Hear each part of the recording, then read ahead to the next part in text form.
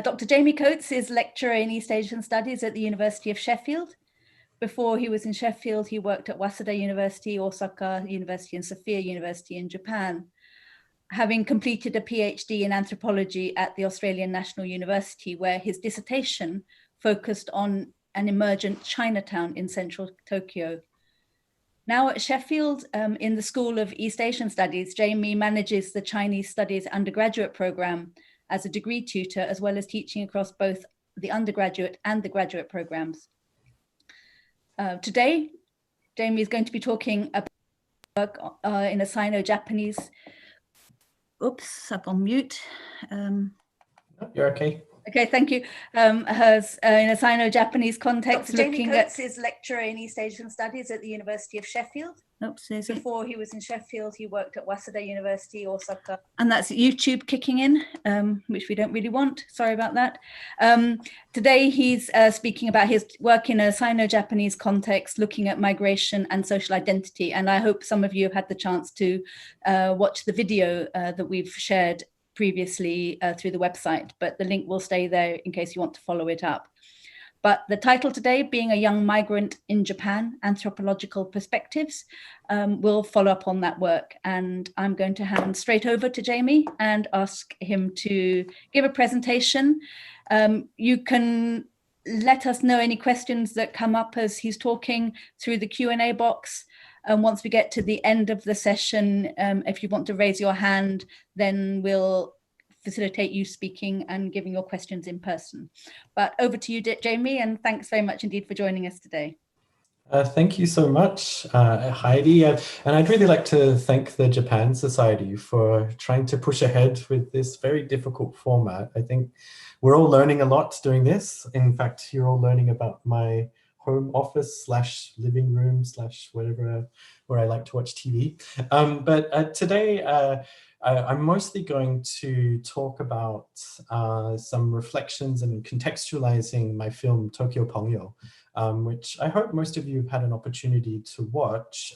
If not, it is open access and available via the Japan Society link. You can watch it anytime. And if you have any troubles as well, feel free to get in touch with me, which is just j.coates@sheffield.ac.uk. Okay, I'm just going to try and share my screen.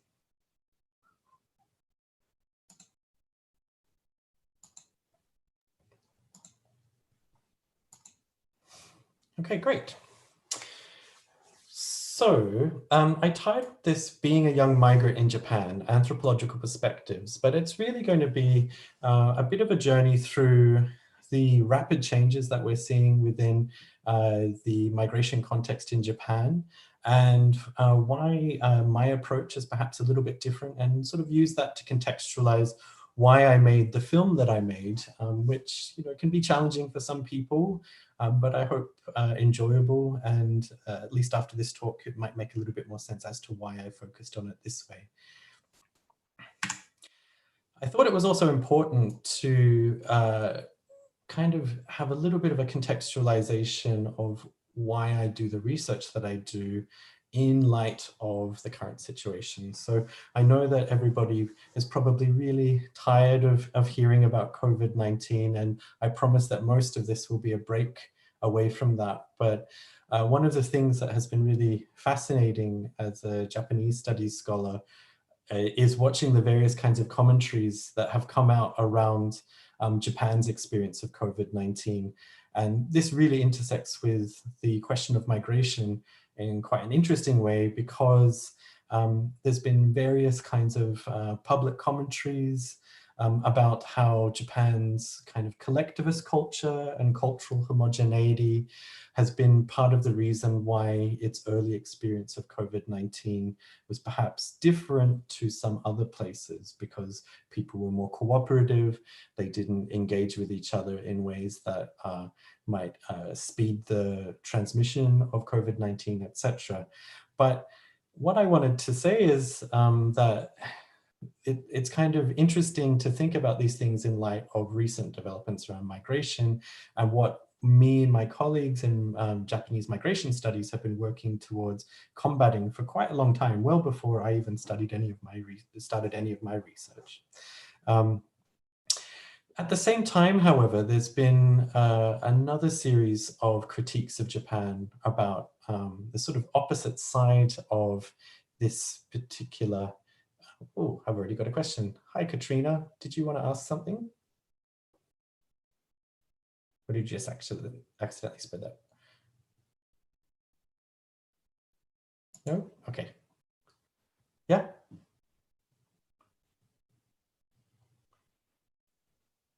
Katrina, did you want to type a message or? Okay. Well, one of the things I wanted to basically talk about as well is that some of the critiques of Japan around migration policy and Japan's supposedly not opening up are actually a little bit misleading as well. It's not that Japan is overrun by migrants or lacks migrants, but rather there's a kind of complex interaction between visa policies and the actual aspirations of people who themselves want to move. So I thought that I would give you guys a quick sense of some of the more recent developments. Now, back in 2016, there was a bit of a debate around Japan in relation to multiculturalism, which preceded some bigger developments in migration policy in Japan more recently. Historically, Japan has not actually, up until last year, it didn't actually have what we might call migration or a labor migration visa. And instead, it had a whole series of different kinds of visas that in many senses, what Gracia Leofara has called educationally channeled migration. So these were trainee visas and student visas that ended up working as a proxy way in which people could work. On top of these, of course, we've had historic migrant communities, such as the Zainichi Koreans, that have received a lot of attention in earlier studies of diversity in Japan. But the terrain of diversity in Japan has really changed quite rapidly over the past 10 years or so. And I thought it worth pointing out. So just this, at the end of June last year, we recorded over 1 million Chinese citizens in Japan, 500,000 Korean citizens. And I note I say citizens because the figures around naturalized people, naturalized Japanese citizens who've previously come from somewhere else can be a little bit harder to verify.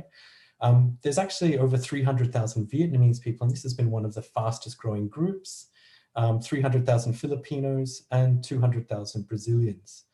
And the general trend has been towards it being easy to enter, but difficult to stay. But even then, actually, it's not quite as hard to stay as you might think, but rather there's a whole range of different competing reasons why people don't tend to always stay within the Japanese context.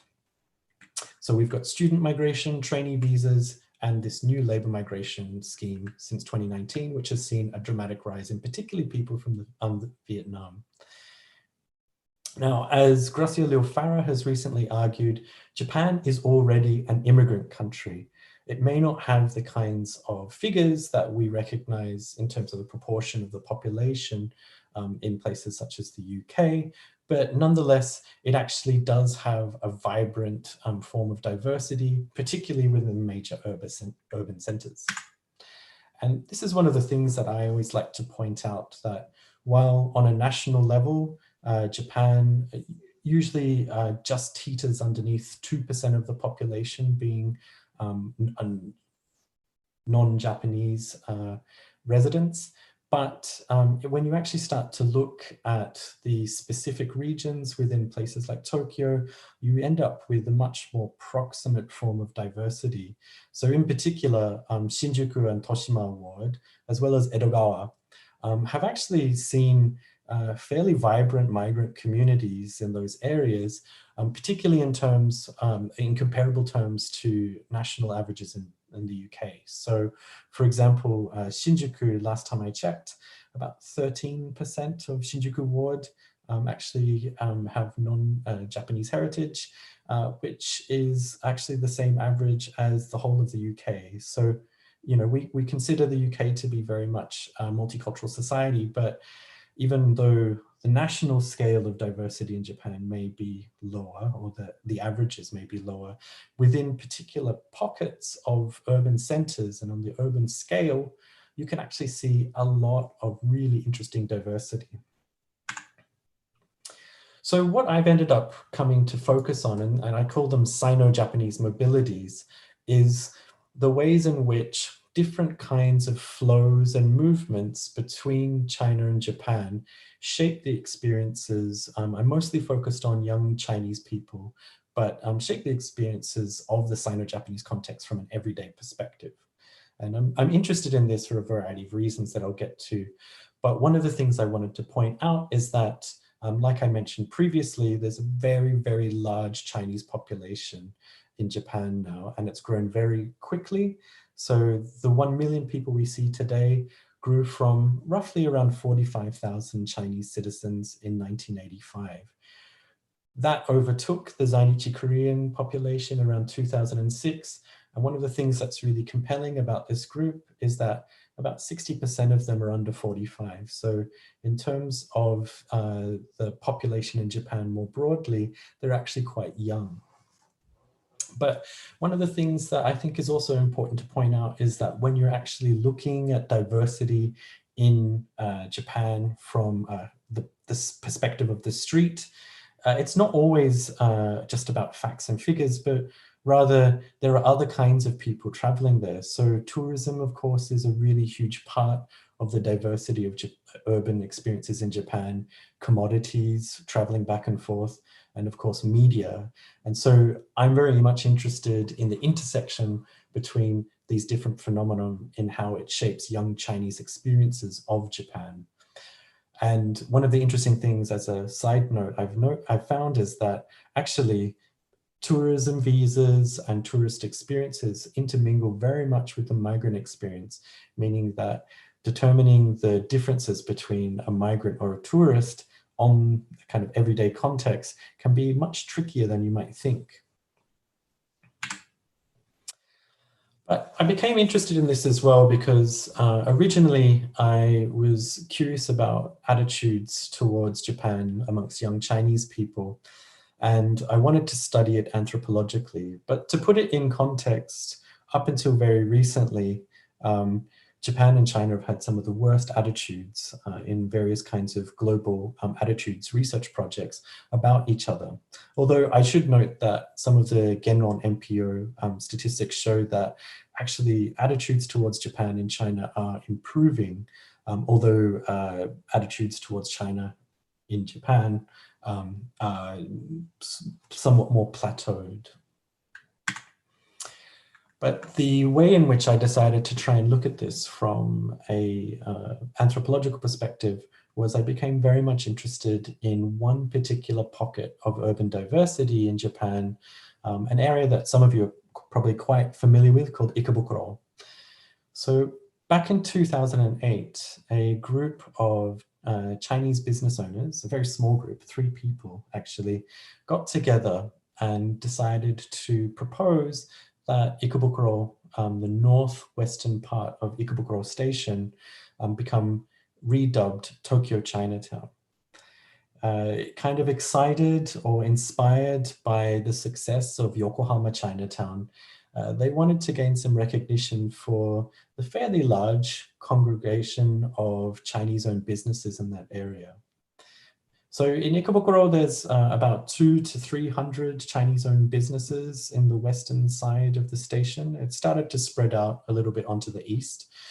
But on the northwestern side, there was a series of relatively inexpensive buildings that ended up becoming really attractive real estate for Chinese businesses in the late 90s and turn of the 2000s. And that built further and further just through chain migration into the area until Ikebukuro's northwestern area ended up being one of the major hubs of Chinese sociality within sort of Western Tokyo. Now, part of the reason for that is because Ikebukuro is also the gateway to Saitama, and a lot of the Chinese folks that I've worked with end up moving out into those areas, much like other Japanese people, to settle down once they start to have families.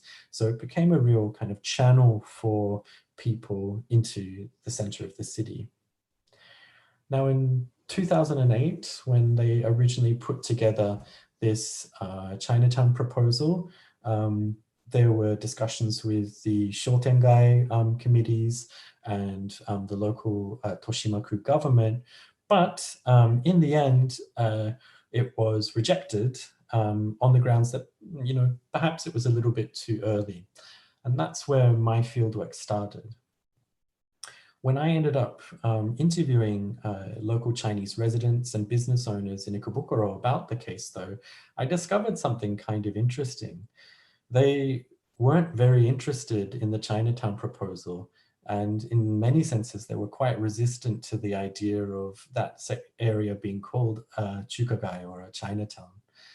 There were mixed reasons for this. Some of it was purely practical, and they said that they thought that the people proposing the Chinatown were mostly in it in order to benefit restaurants and things like that. So if you didn't own a restaurant, Chinatown style operation isn't likely to benefit you. But one that was much more common was a resistance among younger Chinese people about what it means to live in a Chinatown today and what it means to be Chinese overseas. They were really resistant to the idea of a Chinatown being the primary way of imagining how you get along with each other as fellow Chinese people within a particular area. And indeed, some of them were very, very critical of even other kinds of terms like community. They said, we're not a community. There was a small fraction of people who were also very worried about kind of positioning yourself as a target for anti-Chinese sentiment by setting yourself up as a Chinatown. And while it wasn't particularly extreme, those concerns weren't unwarranted. So if you have a look at the top right-hand corner here, which is just outside of the Sunshine City Chinese supermarket, Yangguanchong, there was a couple of protests by Zaitokukai and some clashes between anti-hate speech groups between the period of 2010 and 2012, although recently it's been much calmer. So I ended up going to Ikebukuro to try and interview people and find out their various kinds of motivations and interests in the Chinatown proposal. But in the end, I ended up researching something entirely different. I became really interested in, as Heidi mentioned, this question of social identity, although that's more of a kind of psychological term. And so in anthropology, we really like our fancy and pretentious terms. And so I became really interested in how people imagined themselves as having something in common or being in common. Through this, though, I discovered all of these exciting pockets of sociality and social relationships. So I ended up spending a really long period of time in my first period of fieldwork in a hairdressing salon, meeting young Chinese people who had come in to get their hair cut. And I'd meet them, they'd say, why do you speak Chinese? And then I would end up saying, oh, I'm doing this research and would you mind coming with me and, you know, having a coffee and I could have an interview with you. I tried my hand at befriending a billiards club that asked me not to play anymore after a while because I was very bad at it. But more often than not, I ended up doing what we often call deep hanging out in anthropology, which was my main method, where I would end up spending a lot of time in different spaces of play and socialization, getting to know local Chinese visitors and Chinese residents within Ikebukuro. Now, through this, I ended up becoming more and more interested in a whole range of aspects that I found very, very difficult to capture in the usual form using interviews and your standard kinds of social science methods. In particular, the ways in which I would sit in these spaces and see people joking with each other and creating in-jokes, those kinds of ways in which you can quickly get a sense of, having something in common with someone that you've only met recently, and also demonstrating that even if you're a Chinese person from a vastly different part of China, you end up having some kind of shared vernacular that you can start to build a rapport around. And so I became more and more interested in the kinds of things that feed into conviviality instead of community, and a sense of friendship as well, when a lot of them had moved away from their families and felt quite disconnected. I also became interested in the role of social media, and I was interested in how all of these things often were sprinkled with political sentiments, and these discussions around what it means to be in Japan, but also the ways in which it kind of created a really interesting take on what it actually means to be young and Chinese and in Japan. So in a follow-up project during my postdoctoral period, I ended up going back to Japan to interview people in their rooms about their media use and how they thought the Sino-Japanese relations context was kind of developing at that time as a way of kind of understanding their political sentiments. So I'm just going to play you a quick example of the kinds of contexts that I ended up filming.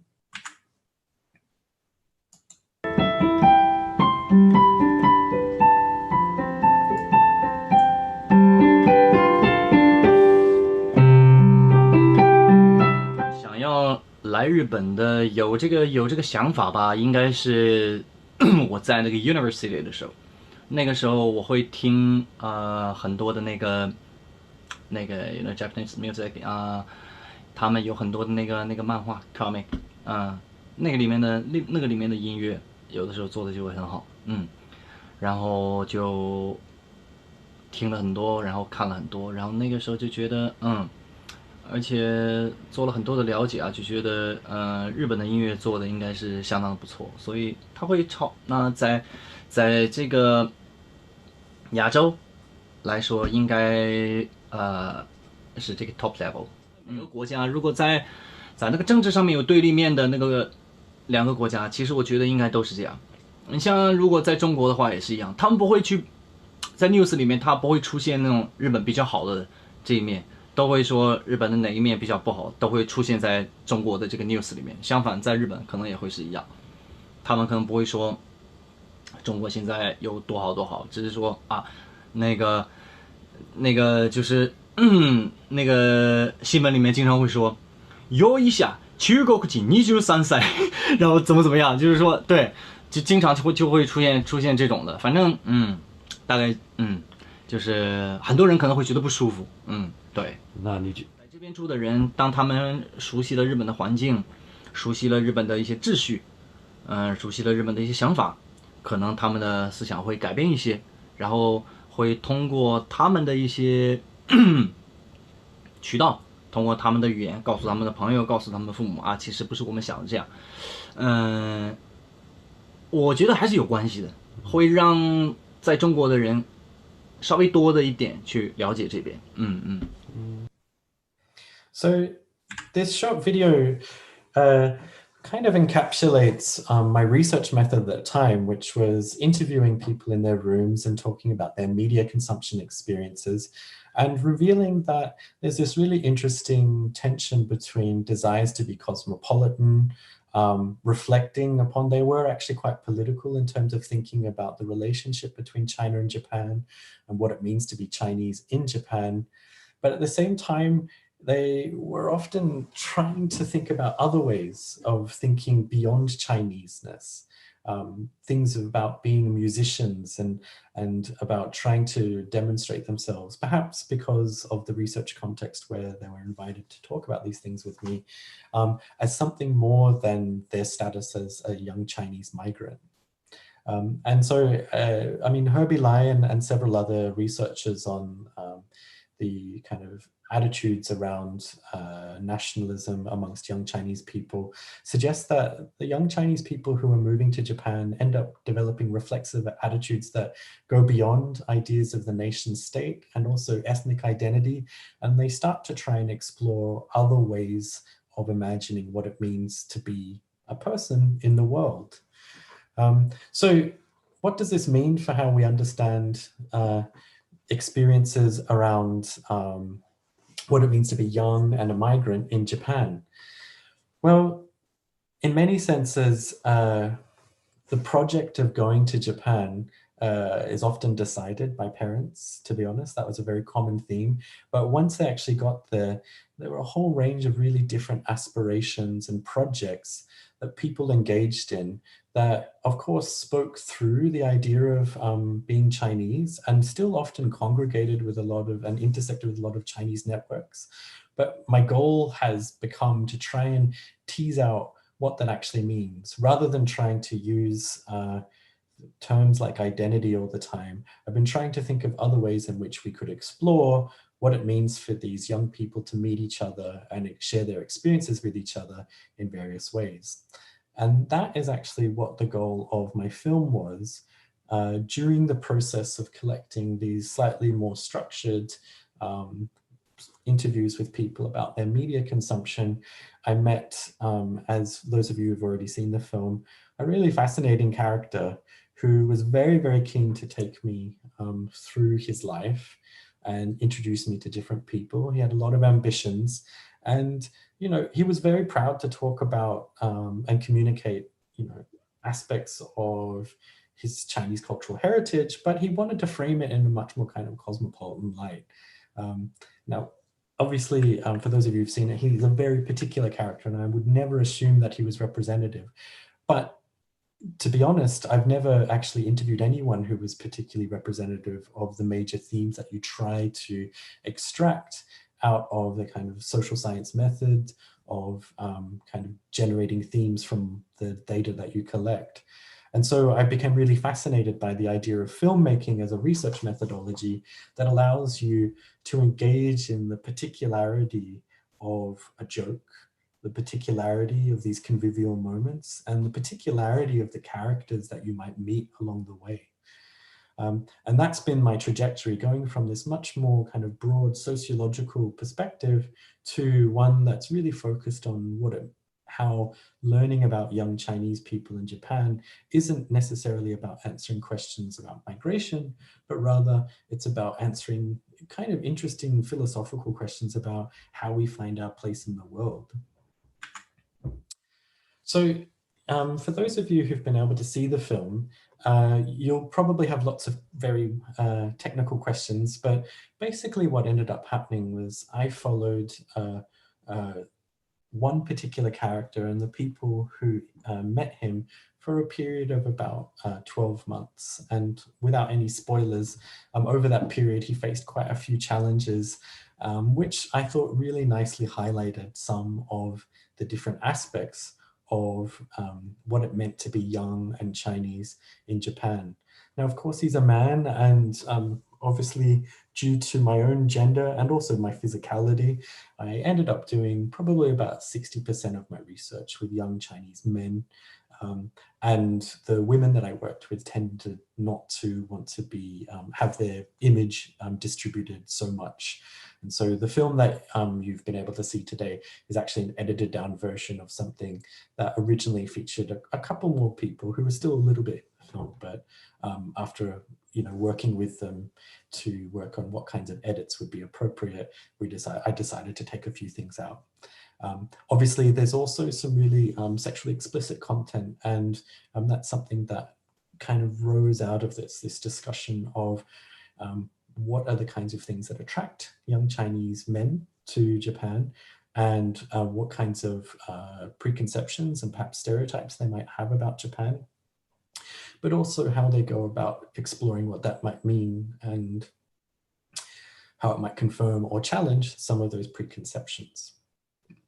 Okay, so I didn't want to talk too long because originally we were going to do a screening and a short introduction. So I've started to notice a couple of people putting up their hands, so I'm very happy to switch to just taking questions with people if they have any from here on.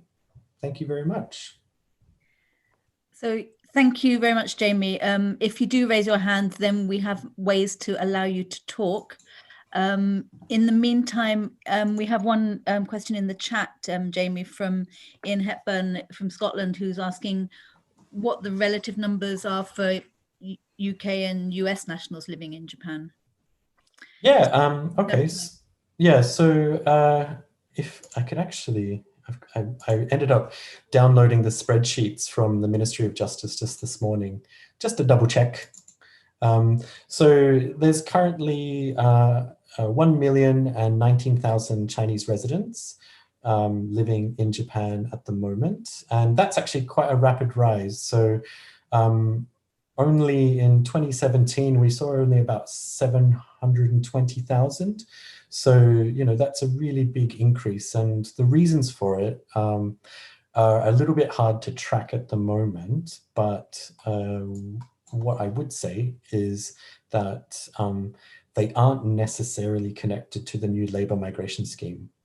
Okay, so if we've got North America, so there's 20,000 or 19,464 people from Canada, from people from the UK, if I'm looking at,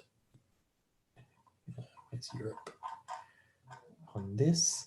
Yeah, I think it's quite a small population from the UK, to be honest. Yeah, 27,000. So compared to China, Korea, but that's a very different population because the historic Zainichi Korean community is a much bigger influence on the size of that community today, although there is obviously new migrants. And then we have the Vietnamese who have actually grown really rapidly, and in communications with my previous interviewees who are still in Ikebukuro at the moment, they seem to be having quite a big impact in Ikebukuro as well, with the intersection between the Chinese Vietnamese and the Chinese community there. What have you found? I mean, in terms of you're talking about the Chinese community in Ikebukuro in particular, and the other migrant communities from Vietnam, from Brazil, from Philippines, do they have their own centers where people live? Are they the same centers? Do they also tend to congregate in the same wards as the Chinese community, or do they spread out into different parts of Tokyo, for example? I mean, it's really around the Yamanote, and I would say that there's so many Chinese people now that actually Ueno and also like Sugamo, and yeah, particularly along from Ueno down to Shinjuku has become quite a big hub for all kinds of diverse communities. There's some interesting kind of more general spread of Brazilians in different parts of the city, but in general, they do actually tend to mix all together, although the Chinese are the largest. So for example, those of you who have kind of read about Shinokubo as perhaps being a place where there are a lot of Koreans, I'm afraid to say that actually there are more Chinese people in Shinokubo now than there are Koreans, although the Koreans are very much established and work together there. Somebody asked in the questions here, do the Chinese migrants come from a particular part of China, and how many come because a friend or family is also there? Yeah, so one of the things that's really interesting is that the majority of the people I worked with came from Northeast China, Dongbei, and Fujian, which is in the south. And these are the two areas that seem to be most represented today in figures, but there's kind of been a step change. So historically, you had people more likely to come from what they called first tier cities, so Shanghai, Beijing, etc., at the early stages of migration. And as smaller cities or cities that are actually very large but have only become wealthy more recently have grown, Japan has become a really desirable place to send your kids to study. It's much cheaper than the UK, and it's closer, so it's very easy to have short trips between, well, obviously not at the current in time, but short trips between there. And there's some evidence of, certain aspects of a shared history because of Japan's occupation of certain parts. So for example, in northeastern China, Japanese is actually the most popular language of study amongst high school students rather than English. Most of the time, earlier, about 20 years ago, I would have said no, most of them are actually the first person to go there. But we are seeing more and more what you'd call chain migration. So people coming over because a friend or a family member is already there. Cousins are a really big influence within the people I worked with. And there were a few people I actually met who were born actually in Japan, although they then after being born in Japan, they were then sent back to China to primary school until coming back for high school. So there's a really big, as I kind of tried to show with that little discussion of Sino-Japanese mobilities, it's not so much that people move and stay, but rather that this transnational field of movement back and forth, whether it's migration or tourism or trade, is increasing a lot between particular hubs, places like Dalian, for example. So there's a follow-up question from me and then gone into the Q&A box this time, asking whether the numbers are different between term and non-term, so do people go back during the holidays? Obviously, this is in normal times.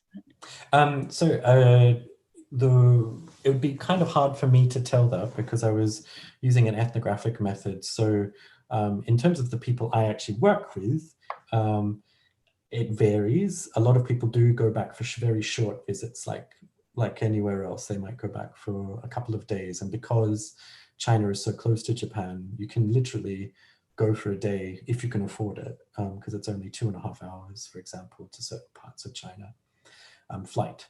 But in terms of national figures, they they only collect them like once a month, and they tabulate them every 6-month period. So it's not, you don't usually have that kind of granularity in the kind of big national data sets. People who are really into that sort of stuff, maybe they have some other data sets that they'd be able to contradict what I said. But to be honest, they don't usually have those sorts of figures in the data that I deal with. But it definitely happens. And what are the factors that determine whether people stay in Japan after they graduate and whether they go back to China immediately? So pretty much everyone I worked with would try and stay on. And there were a couple of different patterns. So after study, a lot of people would actually go through the graduate employment, how do you say in English? The graduate employment rounds of interviews to try and to go into a major company. But there was quite a high dropout rate after a few years in those companies. And so people sort of around the age of 27 often ended up starting to go into their own business ventures. And that seemed to be the main kind of transition point for people I met in Ikebukuro. They'd already gone through study or they were studying, then they transferred onto a sponsored visa with a company, but after a while they got a bit tired of working in a company and wanted to try and do something a little bit more ambitious. So that seemed to be the most common thing. If at that point the ambitious thing didn't work out, which is the case of my character Dongshi in my film, then they often end up going back after that. I think Laura's asked a follow-on question in the Q&A section. Interested to know how your research participants viewed their time in Japan. Did they envisage living there long-term? Did they consider themselves or have desires to feel members of Japanese community, Japanese society? Yeah, I think that's actually the really interesting question. I do actually think that a lot of people ended up seeing themselves, and they were kind of surprised by this, seeing themselves as wanting to be part of Japanese society and seeing themselves as wanting to live there long term.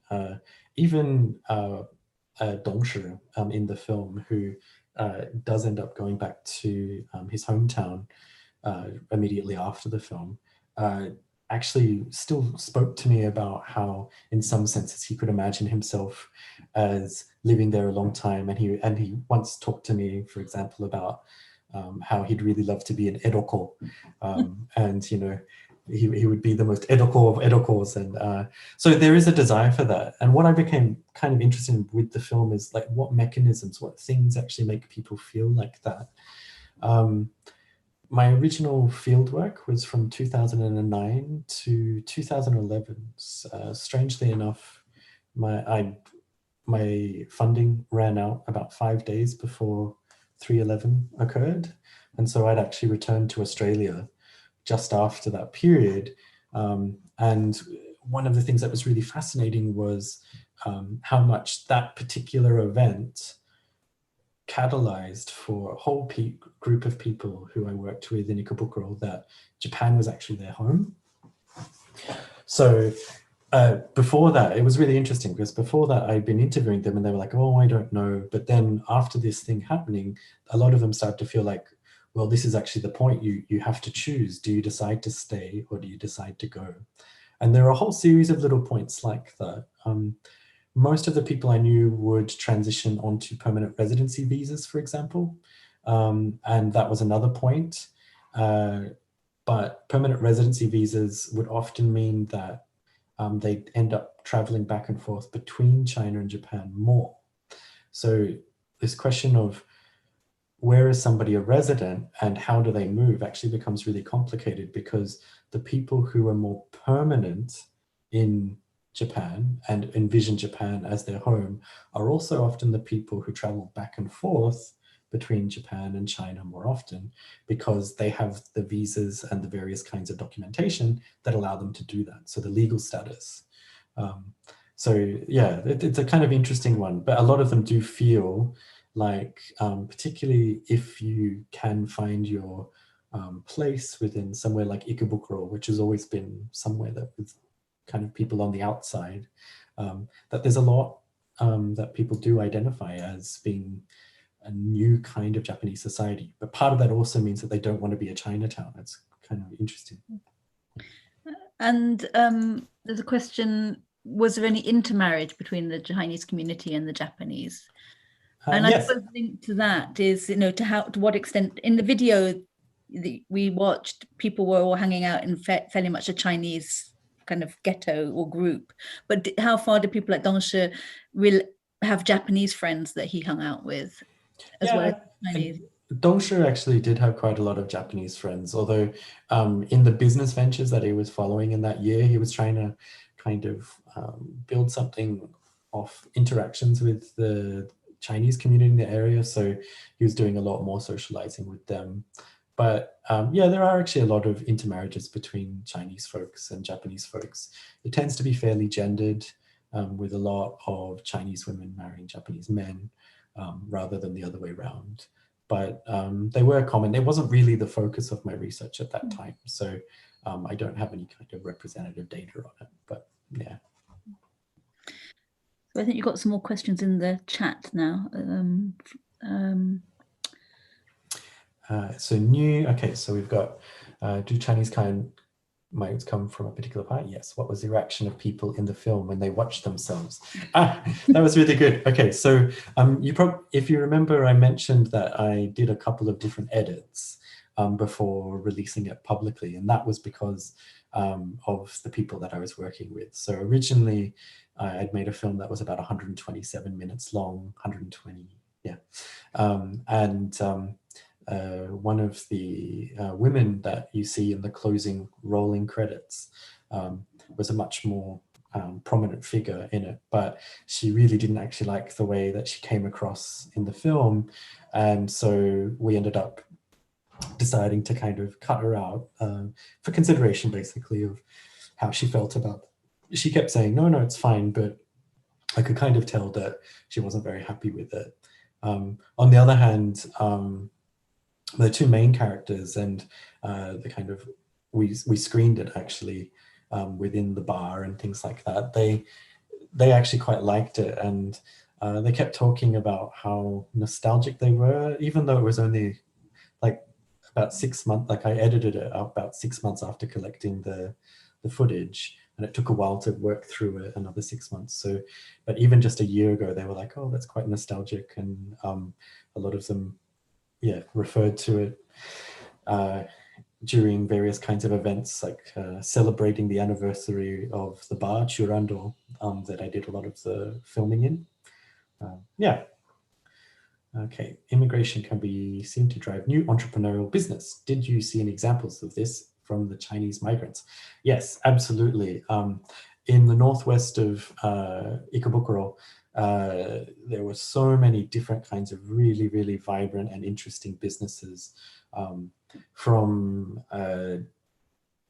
import-export companies that were dealing with very specific commodities, such as electronic Japanese toilets, for example, to a lot of really, really tailored Chinese restaurants. So, for example, I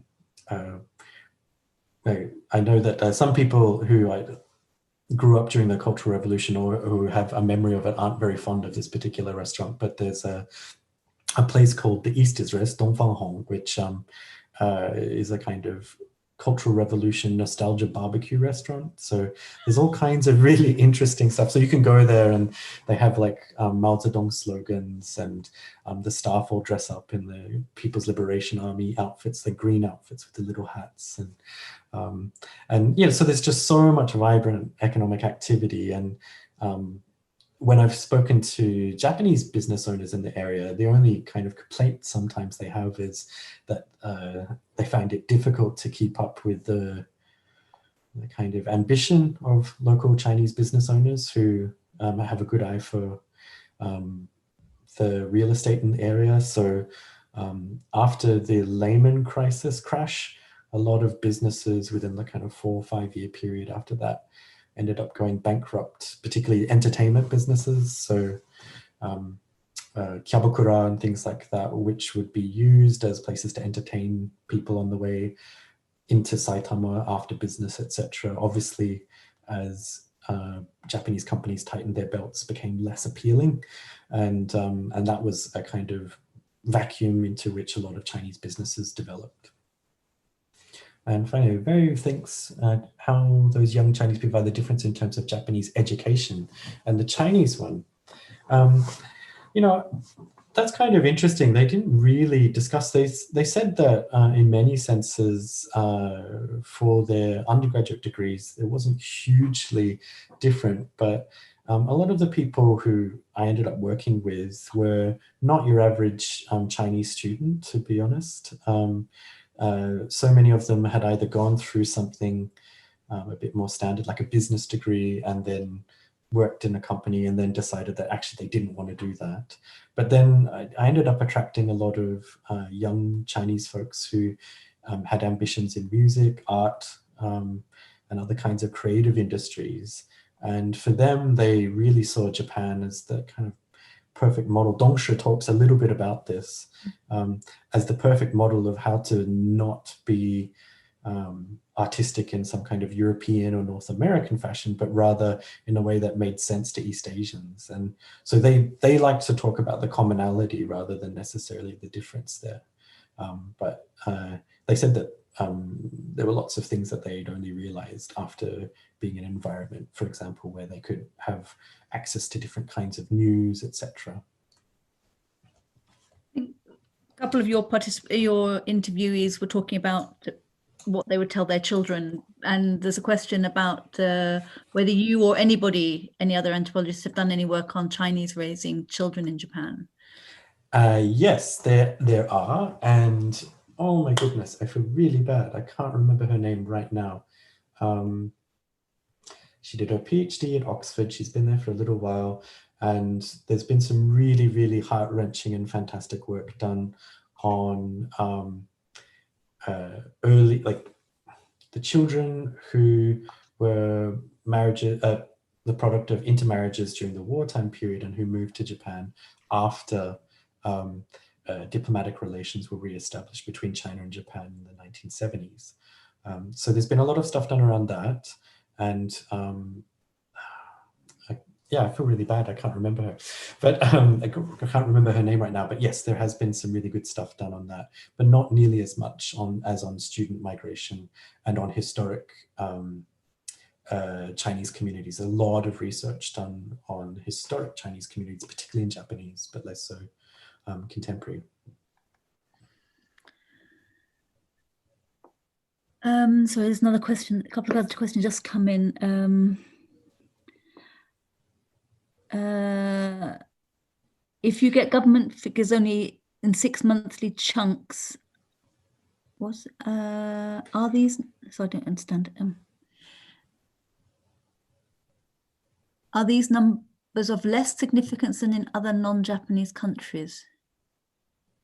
Where your team members may have done anthropology.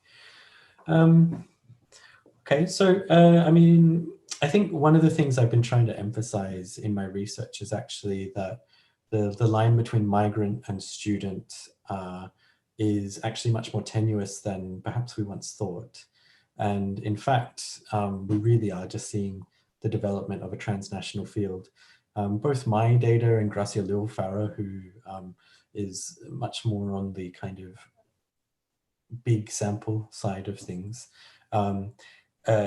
have found that actually most people tend to want to stay. And even if that takes a couple of different periods of traveling back and forth before they're able to do it permanently, they really do actually seem to indicate a long-term trend. One of the things is about this is that migration in and out of Japan, and particularly between China and Japan, historically speaking, has a very short history compared to, like you said, some other areas. So I think that's probably worth thinking about. I'm not entirely sure if I understand your last little comment about other anthropology teams, but yeah, I think that's definitely something to think about, that we've got long-term migration patterns within places such as Australia, for example, which mean that they have a very different texture within the population. But, you know, at the same time, Japan has actually got a really long and diverse history of migration, and it's actually more so the repatriation of people in the immediate 1945 period that kind of created a stop in that, and also the encouragement of a very particular way of framing ethnicity and diversity in Japan that kind of made this idea of Japan as homogenous. So it's not just about who's gone where, but also how a government's framing the people that are actually there. I mean, there's a really great book by Tessa Morris Suzuki called Bordering Japan, about the early history of those sorts of things as well, if you're interested in the history of migration. And we're going to have to begin to wrap up. So any last questions, please let us have them quickly. But quick question here, how much of an impact from Sue do these young Chinese migrants make on the general understanding of Japan and vice versa? And the media still continues with quite negative characterizations of each other. Yeah, I mean, it's really interesting because I think that young Chinese migrants are actually making quite a big impact, but in a way, in different kinds of media formats. So, for example, broadcast media and the kind of usual news services, obviously in China, yes, you're quite right, tend to have a very particular kind of slant on what Japan is up to. But on the other hand, I, as a part of kind of making myself useful to people, ended up participating in and helping film all kinds of different streaming services. And so there's a media site called Bilibili, which is very common. It's kind of like YouTube in a sense. It's very popular amongst fans of animation and manga. And I helped some people make series about interesting things to do in Tokyo, just parts of like historic and traditional life in Japan. And they really were trying to work as cultural intermediaries. And I think that they are making an impact. It's kind of hard to quantify right now, but generally we are actually seeing an improvement in the attitudes towards Japan in China at the moment, according to kind of big national polls. And also prior to the COVID-19 lockdown, we saw huge numbers of tourists coming in. And I do actually think that these kinds of small media projects seem to influence a lot around people's decision to travel and visit Japan. Unfortunately, at the moment, there's a kind of flip back, and the characterization of Chinese people in Japan is kind of mixed. And a question. How is visual anthropology evolving now? Yeah, okay. You know, according to a lot of visual anthropologists now, what I'm doing is actually quite old-fashioned. I did a bog standard observational film where I followed the people I work with around and documented their life, and then edited it together into some kind of narrative-like exploration of a particular theme. Visual anthropology today is really moving into the realm of video essay and installation, a whole range of kind of audiovisual works that are quite challenging. I've seen people I even have one friend who works with artists to recreate the experience of being another person using virtual reality technology. So there's a whole range of things in visual anthropology. The Royal Anthropological Institute, for example, at the moment is also exploring the use of illustration in anthropological research. So going back to drawing as a form of visual anthropology. So yeah, there's a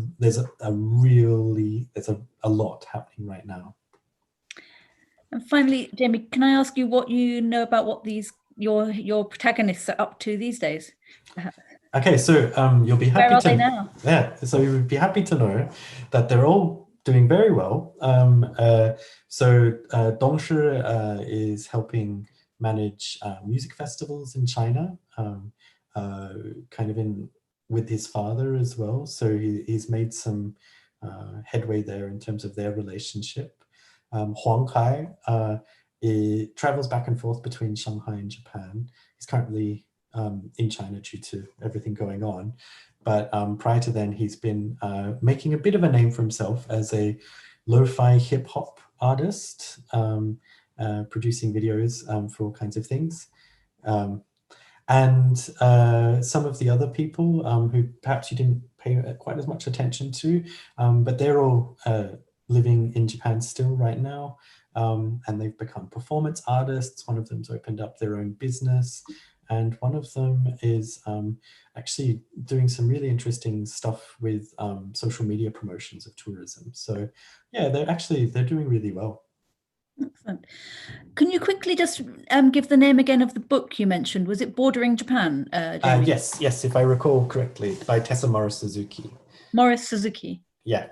So Tessa's a big historian of Japan's relationship to its neighboring countries. Well, I'll let you off the hook now, Jamie. Thank you very much indeed. It's been a fascinating evening. If you've enjoyed Jamie's talk, you might be interested in joining us on Thursday morning for our weekly webinar chaired by Bill Emmett, the chairman of the Japan Society, which this week is on the effect of the pandemic on diplomatic and commercial relations with China. And we have Akio Takahara from Tokyo University with Kerry Brown at King's in London, head of China Centre there. So it's a different angle on the same, similar kind of subject. Hope you can join us there or for other Japan Society events. Normally this is where I'd invite you to join us for a drink. Terribly sorry we can't do that now, but look forward to the day